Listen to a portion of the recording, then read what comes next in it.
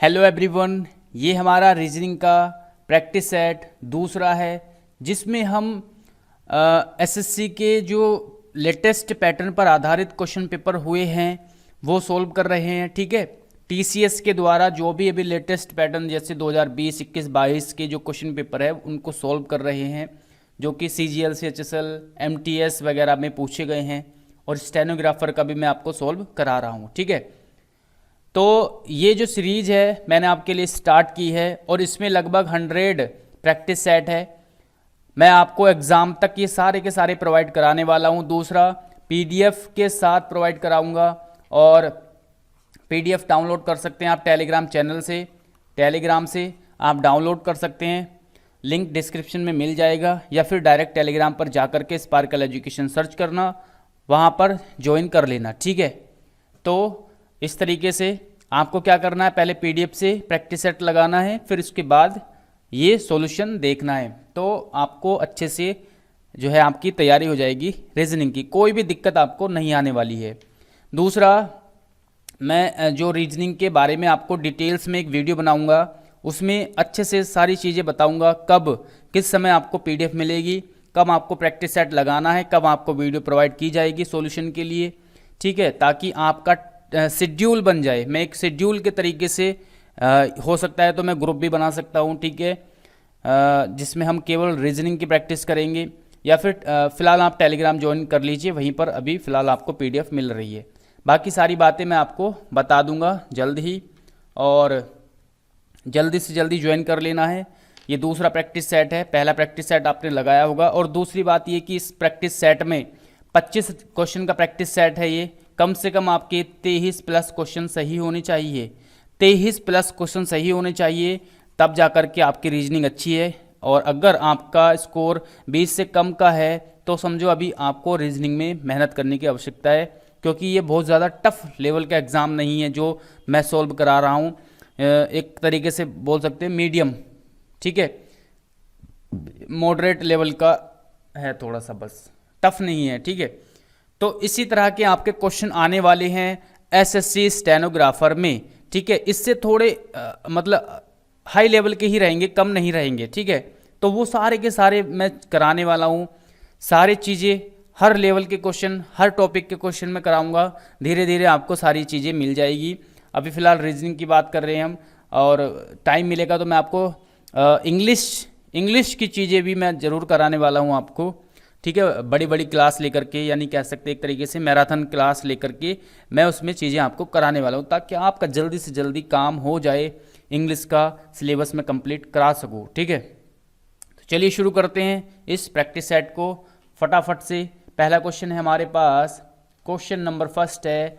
इसमें आपको बताना है किन, देखिए बाइलिंगुअल है तो आप इंग्लिश वाले बच्चे जो है, अगर हिंदी समझ में नहीं आती है तो आप इसको कर सकते हो, बाकी हिंदी तो सभी समझ लेते हैं। ठीक है, लगभग सभी बच्चे समझ लेते हैं, पढ़ना उनको बेशक ना आए लेकिन सुन करके समझ लेते हैं, तो कोई इतनी बड़ी बात नहीं है। और वैसे भी रीजनिंग है तो इसमें लैंग्वेज का कोई मतलब नहीं है, केवल आप क्वेश्चन पर ध्यान देना है। ठीक है, देखते ही क्वेश्चन को आपको पता चल जाना चाहिए क्वेश्चन है क्या।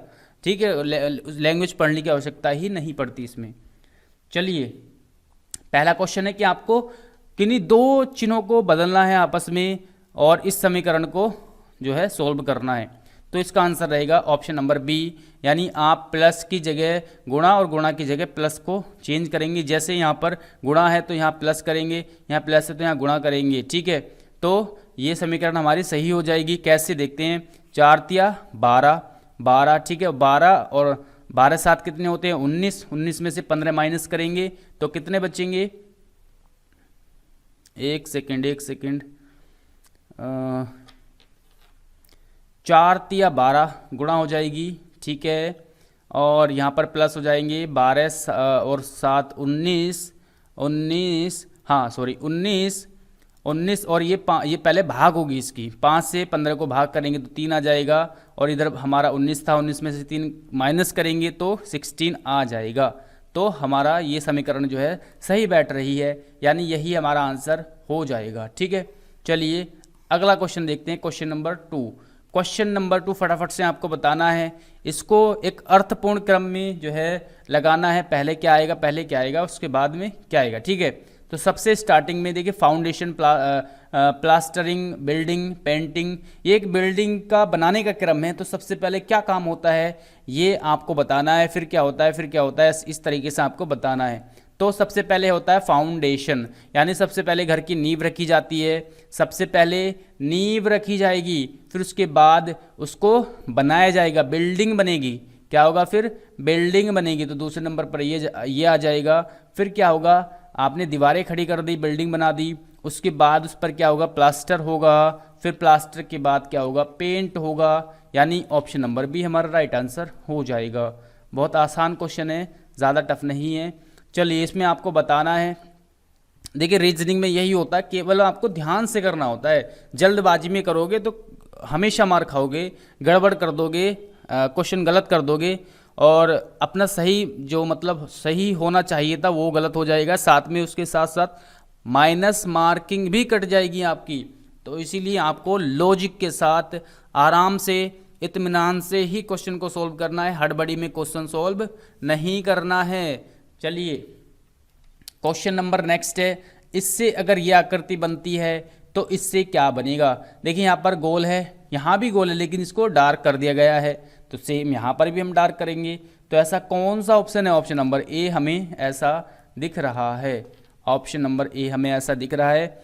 फटाफट से चौथा क्वेश्चन सोल्व करना है। सबसे डिफरेंट कौन सा है, बहुत आसान क्वेश्चन है, बच्चों वाला क्वेश्चन है। 121 11 का स्क्वायर, 81 9 का स्क्वायर, 13 का स्क्वायर, लेकिन क्या ये स्क्वायर है किसी संख्या का, नहीं है। तो यही हमारा डिफरेंट आंसर हो जाएगा, डिफरेंट हो जाएगा, ठीक है।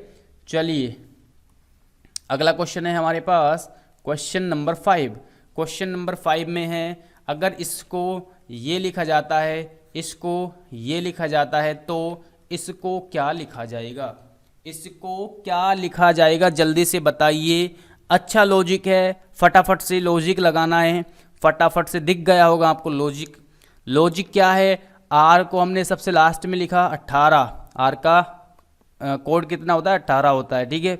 ए का हो जाएगा 1, यहाँ पर एस का हो जाएगा 19, एच का हो जाएगा 8, यानी सबसे पहले वाले का कोड सबसे लास्ट में लिखा है।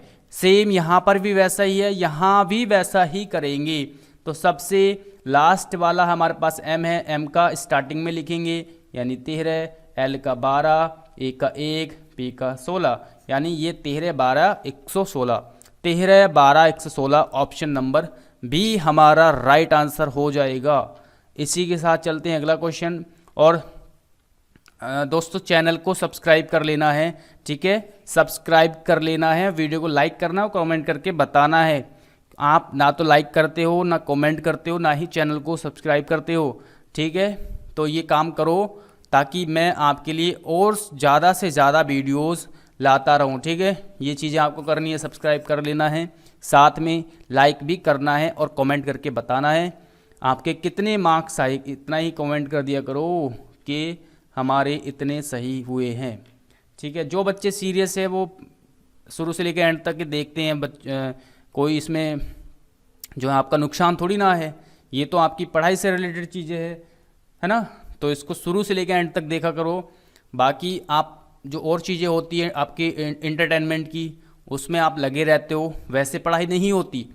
जो भी पढ़ाई से रिलेटेड चीज़ है उसको करो, आप उसमें चाहे 24 घंटा दे दो। जो पढ़ाई से रिलेटेड चीज़ है मोबाइल में ही देखते रहो तो कोई दिक्कत नहीं है, आपको कुछ सीखने को मिल रहा है। लेकिन फालतू की चीज़ों में मोबाइल मत यूज़ किया करो, सबसे ज़्यादा हानिकारक है पढ़ाई के मामले में मोबाइल, ठीक है। तो मोबाइल अगर यूज़ कर रहे हो तो केवल पढ़ाई के लिए यूज़ करो, ठीक है ना, और एक लिमिटेड टाइम के लिए यूज़ करना है। ये नहीं कि मोबाइल खोला और पढ़ने के लिए ओपन किया, मतलब पढ़ने के लिए हमने मोबाइल को चलाना शुरू किया और पता चला बीच में कुछ आपको कुछ इंटरेस्टिंग चीज़ें दिख गई तो आप उसमें लग गए, फिर आप पढ़ाई को भूल गए। 1 घंटा 2 घंटा 3 घंटा ऐसे ही फ़ोन में आपने व्यतीत कर दिया, यानी वेस्ट कर दिया एक तरीके से। तो वैसे पढ़ाई नहीं करनी है, आपको केवल अपनी पढ़ाई से मतलब रखना है, ठीक है। अगर आप जॉब लेना चाहते हो, वाकई में आप सिलेक्शन लेना चाहते हो तो भैया आपको पढ़ाई से ही मतलब होना चाहिए, फालतू की चीज़ों से मतलब नहीं होना चाहिए। समझ में आया? चलिए आगे क्वेश्चन देखते हैं। क्वेश्चन नंबर नेक्स्ट है हमारे पास, अगर 7 से 42 बन रहा है, 7 से अगर 42 बन रहा है तो वैसा ही इसमें कौन सा ऑप्शन है जो इस जो है इसकी तरह जो है फॉलो कर रहा है। तो 7 से 42 कैसे बनेगा? 7 गुणा 6, तो 7 गुणा 7 छंग 42। क्या ऐसा और कहीं ऑप्शन में है जो हम मतलब एक, जैसे यहाँ पर 7 है तो हमने 6 से -1 करके गुणा कर दी, तो वैसा ऑप्शन हमें देखना है कि ऐसा कहीं ऑप्शन है।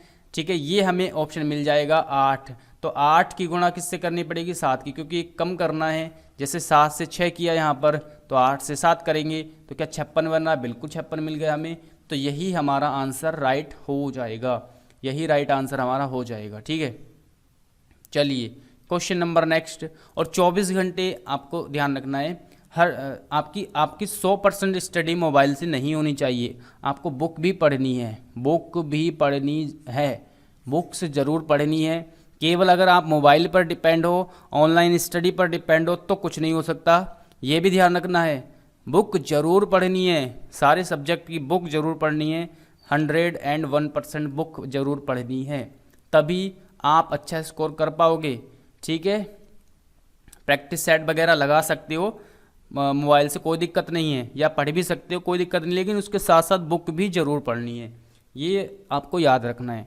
केवल आप अगर मोबाइल पर ही डिपेंड रहोगे तो कोई कुछ नहीं हो पाएगा।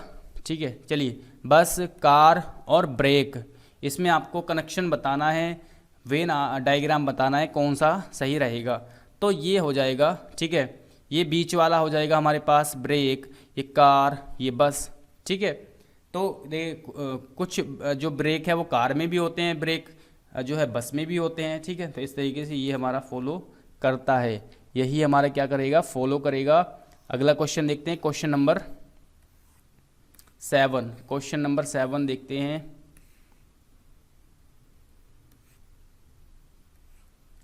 क्वेश्चन नंबर 7 हो गया 8, क्वेश्चन नंबर 8। ठीक है, ये रहा आपके सामने क्वेश्चन नंबर 8।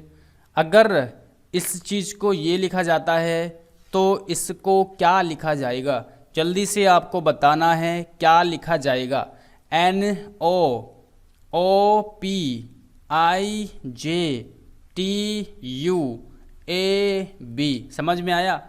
लास्ट वाले अक्षर में एक ऐड करके स्टार्टिंग वाला अक्षर लिख दिया, लेटर लिख दिया, है ना। लास्ट वाले में एक ऐड किया, मतलब लास्ट वाले में एक ऐड किया और इधर स्टार्टिंग में लिख दिया। ये यहाँ पर प्रोग्राम चल रहा है, ये इस तरीके से जो है हो रहा है। तो वैसे ही यहाँ पर करेंगे, लास्ट यानी आर में ऐड करेंगे, क्या आ जाएगा? एस यहाँ भी है, एस यहाँ भी है, ठीक है, पी यहाँ भी है, पी यू यहाँ भी है, पी यहाँ भी है, यू यहाँ पर है। तो ये चौथा हम देखेंगे, यहाँ पर डी है, यहाँ ई है, चौथा मतलब यहाँ पर सी देखेंगे, सी में एक ऐड करेंगे, क्या आएगा? डी वाला आ जाएगा, यानी सी। ठीक है, तो इस तरीके से आप कर सकते हो, कोई दिक्कत नहीं है। चलिए अगला क्वेश्चन देखते हैं, क्वेश्चन नंबर नेक्स्ट यानी 9। यह क्वेश्चन जो है आजकल पूछे जाते हैं, कम से कम 3 क्वेश्चन मिलेंगे आपको इस तरह की। ब्लड रिलेशन के 4 से 5 क्वेश्चन, लगभग 5 क्वेश्चन आपको मिलने वाले हैं, और 2 से 3 क्वेश्चन तो इसी तरह के मिलेंगे आपको, इशारा करने वाले क्वेश्चन। तो इशारा करने वाले क्वेश्चन जरूर मिलेंगे, तो बहुत आसान होते हैं, लेकिन आपको केवल इसकी प्रैक्टिस करनी है। प्रैक्टिस जब तक नहीं करोगे तो नहीं होगा, गलत हो जाएंगे। सबसे पहले क्या करना है, देखिए, इस तरह के क्वेश्चन को सोल्व करने के लिए हमें उस बंदे को पकड़ो जो बात को बोल रहा है, तो उसी को हमें ढूंढना है सबसे पहले। तो क्या बोल रहा है, देखिए क्वेश्चन में, एक लड़की की ओर इशारा करते हुए मिहिर ने कहा। तो मिहिर कोई व्यक्ति है, ये कहता है, तो कहने वाला कौन है? मिहिर। तो इसी को पकड़ेंगे, यानी हम इसी से स्टार्ट करेंगे क्वेश्चन सोल्व करना। तो मिहिर कह रहा है बात को, इसी को पकड़ेंगे। क्यों लिया हमने मिहिर को? क्योंकि बात यही बोल रहा है, ठीक है, क्योंकि ये बात को बोल रहा है। क्या बोल रहा है वो आगे देखते हैं। तो मैंने मिहिर यहाँ पर लिख लेता हूँ मैं, ठीक है। तो मिहिर है यहाँ पर, ये मिहिर मैंने लिख लिया। मिहिर कहता है, एक लड़की की ओर इशारा किया इसने, और कहता है, क्या कहता है? वह मेरे दादाजी के, तो मिहिर कह रहा वह मेरे, तो इसके मेरे दादाजी के, तो इसके दादा कौन होंगे? मिहिर के पिता के पिता, मिहिर के पिता, मिहिर के पिता ये हो गए, और उनके पिता कौन होंगे? मिहिर के दादाजी। ठीक है, वह मेरे दादाजी के इकलौते बच्चे की इकलौती पुत्री है, तो इसके दादा ये है, उनका इकलौता बच्चा है, यानी इसके मिहिर के पापा हो गए ये। ठीक है, क्योंकि इकलौता बच्चा है तो एक है, तो मिहिर के पापा ही होंगे और कोई नहीं होगा। कि इकलौती पुत्री है ना, मिहिर के दादाजी की इकलौती पुत्री का मतलब है कि इसकी बेटी है, इकलौती बेटी, तो इसकी बेटी है। मिहिर तो ये पर्सन हो गया, ठीक है, इकलौती बेटी है। तो मिहिर से लड़की का क्या संबंध है? तो एक बात मुझे बताइए भाई, इसका बेटा मिहिर है और इसकी बेटी ये है, तो ये आपस में क्या हो गए? भाई बहन। तो ये लड़की क्या हो गई? इसकी बहन हो जाएगी। क्या हो जाएगी? बहन हो जाएगी। क्वेश्चन बहुत आसान हो जाते हैं, केवल आपको तरीका पता होना चाहिए, और तरीका कैसे आएगा? जब आप धीरे धीरे प्रैक्टिस करते रहोगे। ठीक है, एक बार मैं और बता देता हूँ। अगर इस तरह का क्वेश्चन आपको मिले, इशारा करने वाला क्वेश्चन आपको मिले, तो सबसे पहले आप पकड़ो जो बात को बोल रहा है। बात को कौन बोल रहा है? यहाँ पर मिहिर कह रहा है एक लड़की की तरफ इशारा करते हुए। क्या कह रहा है? वह मेरे दादाजी के, तो यहीं से स्टार्ट करो। मिहिर कह रहा है कि वह मेरे दादाजी, इसके दादाजी कौन होंगे? इसके पिता के पिता। ठीक है, ये इसके दादाजी होंगे। कि इकलौते बच्चे की, यानी इसके पिता की इकलौती पुत्री है, पिता की पुत्री है इकलौती, तो पिता की पुत्री कौन होती है? बहन होती है। बहन यानी सिस्टर होती है। समझ में आया? ठीक है, तो जब धीरे धीरे इस तरह के क्वेश्चन आते रहेंगे, मैं आपको लॉजिक वाइज या और सारे चैप्टर के मैं इंपॉर्टेंट क्वेश्चंस तो आपको कराने ही वाला हूँ।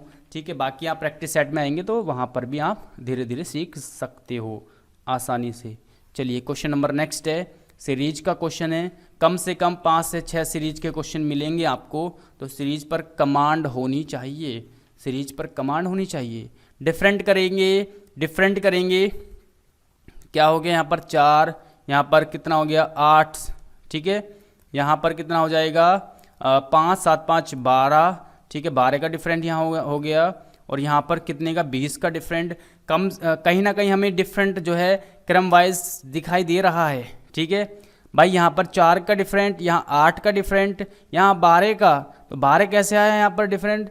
ये वाली 2 संख्या ऐड करके 12 मिला, और फिर ये वाली 2 संख्या ऐड करके 8 और 12 20 मिला। तो अब 12 और 20 को ऐड करेंगे 32 हो जाएगा, और 32 इसमें ऐड करेंगे तो 9 और 7, यानी 7 9 हो जाएगा। ऑप्शन नंबर बी इसका राइट आंसर हो जाएगा। समझ में आया? चलिए, क्वेश्चन नंबर नेक्स्ट है, क्वेश्चन नंबर 11। क्वेश्चन नंबर 11 इसका आंसर हो जाएगा, ठीक है, दृष्टिहीनता, ये इसका आंसर हो जाएगा। ठीक है, स्मृति लोप के बारे में बताना था, तो अगर इसका मतलब ये है तो इसका मतलब ये हो जाएगा। ठीक है, इसकी जैसा हो जाएगा, दृष्टिहीनता, कोई दिक्कत नहीं है। चलिए अगला क्वेश्चन देखते हैं।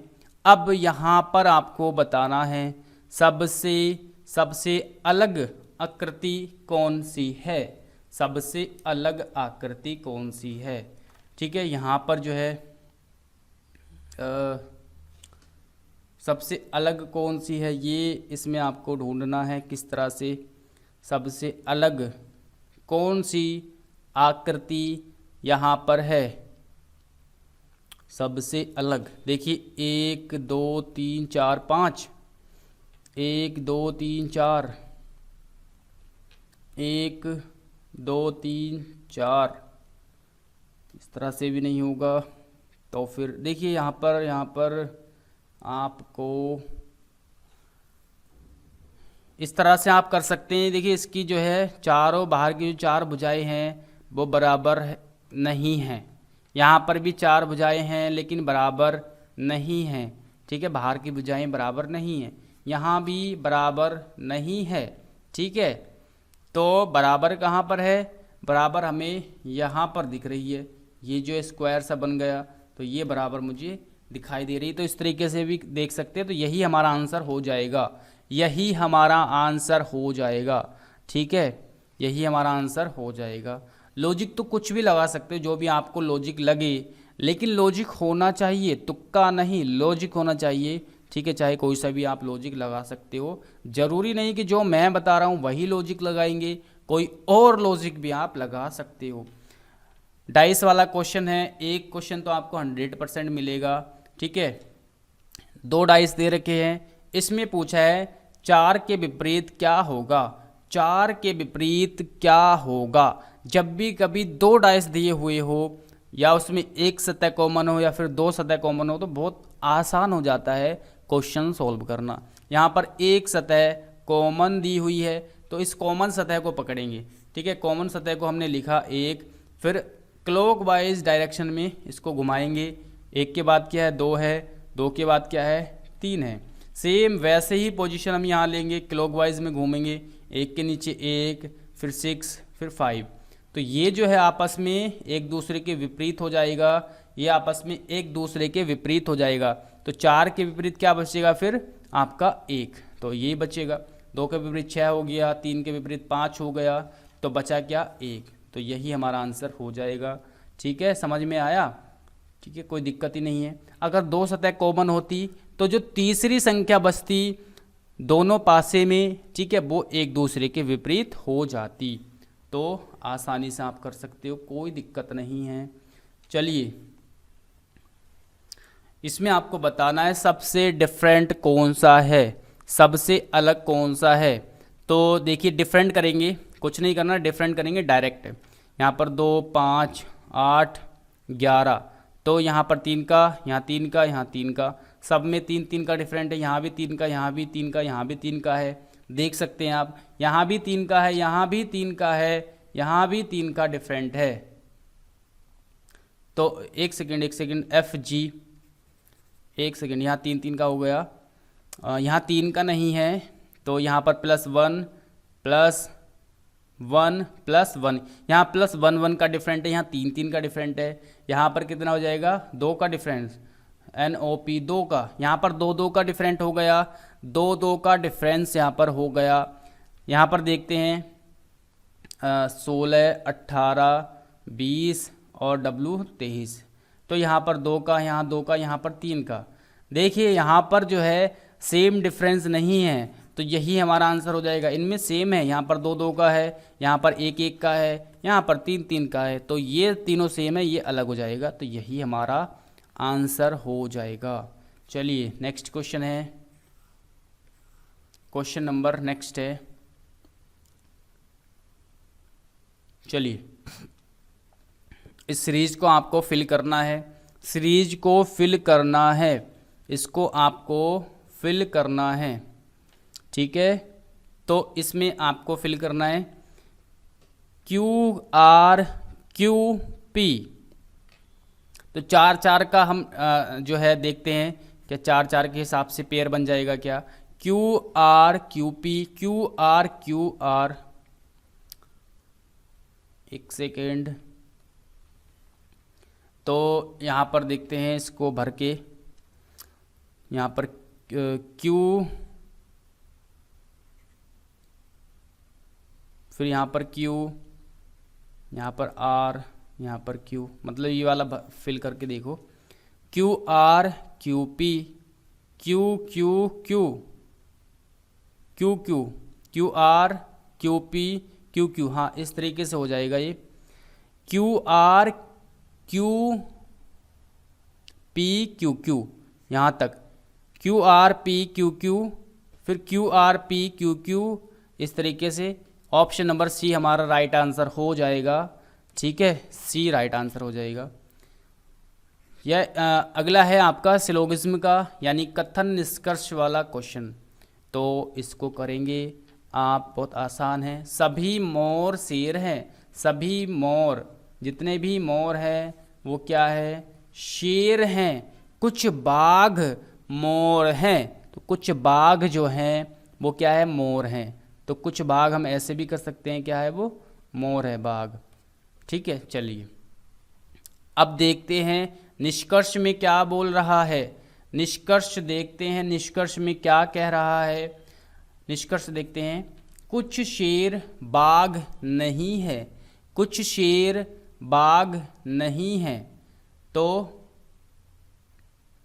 क्या कुछ शेर बाघ नहीं है, कुछ शेर जो है वो बाघ नहीं है। क्या कुछ शेर जो है वो बाघ नहीं है, बिल्कुल सही बात है। कुछ शेर, शेर में जो ये मोर वाला हिस्सा है इतना, ये जो है बाघ नहीं है। तो ये बात हमारी क्या है, सही है। अगला पॉइंट है, अगला पॉइंट है हमारे पास, सभी बाघ शेर हैं, सभी बाघ शेर हैं नहीं, सभी बाघ शेर नहीं है। कुछ बाघ शेर हैं, क्या कुछ बाघ शेर हैं, कुछ बाघ शेर हैं, बिल्कुल शेर हैं। कुछ बाघ जो है वो शेर है, कुछ बाघ जो है शेर हैं। आगे है, सभी मोर बाघ हैं, सभी मोर क्या है वो बाघ है, ये तो गलत हो जाएगा। ठीक है, सभी मोर बाघ नहीं है। एक सेकेंड रुकेंगे, सभी मोर जो है बाघ नहीं है। तो देखते हैं कौन एक सेकेंड, यहाँ पर थोड़ा सा मिस्टेक जो है लग रहा है। एक मिनट, इसको दोबारा से करते हैं, दोबारा से मैं इसको करता हूँ। ठीक है, सभी मोर शेर हैं, सभी मोर क्या हैं, सभी मोर जो है वो शेर हैं, सभी मोर क्या है, शेर हैं। कुछ बाघ मोर हैं, तो कुछ बाघ हम इस तरह से भी लिख सकते हैं, कुछ बाघ हम इस तरह से भी लिख सकते हैं। ठीक है, वो क्या मोर आ जाएंगे। ठीक है, अब देखते हैं निष्कर्ष, कुछ शेर बाघ नहीं है, कुछ शेर जो है बाघ नहीं है। तो इसको देखिए, वैसे तो लॉजिकली देखा जाए तो ये सही होना चाहिए, लेकिन एसएससी इसको सही नहीं मानती है, क्योंकि जो शेर, ये जो मोर वाला हिस्सा है कुछ शेर का, वो बाघ नहीं है। तो ये सही होना चाहिए था, लेकिन ये गलत मानती है, तो इसको गलत ही करना है आपको। कुछ बाघ शेर नहीं है, तो ये गलत है। ठीक है, सभी बाघ शेर हैं, तो सभी बाघ शेर हैं नहीं कह सकते, इसके अकॉर्डिंग जो है नहीं है, इसके अकॉर्डिंग है, तो नहीं कह सकते हम, कंफर्म नहीं है तो हम नहीं कह सकते। आगे, कुछ बाघ शेर हैं, कुछ बाघ जो हैं, कुछ बाघ जो हैं वो शेर हैं। कुछ बाघ, हाँ कुछ बाघ शेर हो जाएंगे, कुछ बाघ इसके अकॉर्डिंग भी शेर हो जाएंगे, कुछ बाघ इसके अकॉर्डिंग भी शेर हो जाएंगे, इसके अकॉर्डिंग भी कुछ शेर हो जाएंगे, कुछ सभी भी हो जाएंगे, कुछ भी हो जाएंगे, क्योंकि कुछ मोर के अंदर भी है। तो ये सही हो जाएगा हमारा तीसरा, सभी मोर बाघ हैं, सभी मोर बाघ नहीं हैं। तो केवल तीसरा ही हमारा सही है, तीसरा ही सही है। ठीक है, तीसरा हमारा जो है सही हो जाएगा, यानी ऑप्शन नंबर 1 हमारा राइट आंसर हो जाएगा, ऑप्शन नंबर 1 हमारा राइट आंसर हो जाएगा। क्वेश्चन नंबर नेक्स्ट है, क्वेश्चन नंबर नेक्स्ट है 17। ठीक है, इसमें जो है अपोजिट वर्ड जहाँ यहाँ पर लिखा हुआ है, जैसे बी का अपोजिट वाई, सी का एक्स, जेड का ए, ई का वी। तो ऐसे ही यहाँ पर करना है, सी का क्या आएगा, फिर डी का क्या आएगा, इस तरीके से अपोजिट लिखना है। तो यहाँ पर अपोजिट लिख देंगे, सी का एक्स हो जाएगा, डी का क्या हो जाएगा हमारे पास डब्लू, ई का हो जाएगा वी, और बी का हो जाएगा वाई। तो ये हो जाएगा, यानी ऑप्शन नंबर डी हमारा राइट आंसर यहाँ पर हो जाएगा। ठीक है, इसकी तरह कौन सा ऑप्शन मैच करता है, जल्दी से आपको बताना है फटाफट से। तो इसमें क्या लॉजिक लगाओगे, जल्दी से आप बताइए। देखिए, ये जो है एक तरीके से कह सकते हैं 10, 16 और 24, यानी इनको ये कह सकते हैं कि ये 2 से जो है डिवाइड है। क्या ये 2 से डिवाइड है सारी संख्याएं? नहीं है। क्या यहाँ पर 2 से डिवाइड है? यहाँ पर है। क्या यहाँ पर 2 से डिवाइड है? नहीं है। ठीक है, क्या यहाँ से 2 से डिवाइड है? नहीं है, ये नहीं होगा, यहाँ ये नहीं होगा, यहाँ ये नहीं होगा। तो केवल और केवल ये हमारा आंसर हो जाएगा ऑप्शन नंबर बी, है ना। तो यही हमारा आंसर हो जाएगा। चलिए अगला क्वेश्चन देखते हैं। क्वेश्चन नंबर नेक्स्ट है, क्वेश्चन नंबर अगला है हमारे पास, इसमें चार ऑप्शन में से आपको सबसे डिफरेंट बताना है। तो Vayudoot, Pushkar, Indian airlines, air India, तो ये हमारा आंसर हो जाएगा इसका डी। ठीक है, चलिए नेक्स्ट क्वेश्चन देखते हैं। क्वेश्चन नंबर नेक्स्ट 20, त्रिभुज काउंट करने हैं। क्वेश्चन नंबर 20 में त्रिभुज काउंट करने हैं, तो त्रिभुज आपको काउंट करने हैं। चलिए त्रिभुज काउंट करने हैं, और इसमें कोई लॉजिक नहीं है, कोई ट्रिक नहीं होती, तो आप आराम से इसको काउंट करो। ठीक है, और इसका जो आंसर रहेगा वो आ जाएगा। इसमें 28 जो है त्रिभुज है, तो आराम से इसको काउंट करके देख सकते हैं। पहले एक बार आप इसको, ये जो आपका स्क्वायर बन रहा है इसमें काउंट कीजिए, फिर डबल इसका इधर हो जाएंगे। ठीक है, मतलब हाफ हाफ करके आप काउंट कर लीजिए, जितना ऊपर होंगे उतना ही नीचे होंगे। फिर इन दोनों को ज्वाइंट करके कहीं पर त्रिभुज बन रहा होगा तो उसको आप देखिए। ठीक है, जैसे ये बन रहा है यहाँ से यहाँ तक, ठीक है, एक ये बन रहा है, तो इस तरीके से इसमें 28 जो है ट्रायंगल दिए हुए हैं। चलिए क्वेश्चन नंबर नेक्स्ट है। क्वेश्चन नंबर अगला है उत्तर की कौन सी आकृति, इसमें यहाँ पर जो है मिरर रखा हुआ है, मिरर यहाँ पर रखा हुआ है, तो इसमें कौन सी आकृति जो है बनेगी, कौन सी आकृति बनेगी। तो इधर जब हम देखेंगे तो हमारी ये वाली आकृति जो है बन जाएगी। ऑप्शन नंबर सी हमारा आंसर हो जाएगा। अब यहाँ पर कटिंग वाला क्वेश्चन है, इसमें आपको बताना है कौन सी आकृति इसमें बनेगी। ठीक है, कटिंग वाला क्वेश्चन है, तो ठीक है, यहाँ पर कट किया गया है, यहाँ किया गया है। जब हम इसको ओपन करेंगे तो यहाँ पर एक गोल बन जाएगा, और ये वाला जो कट है वो यहाँ पर आ जाएगा।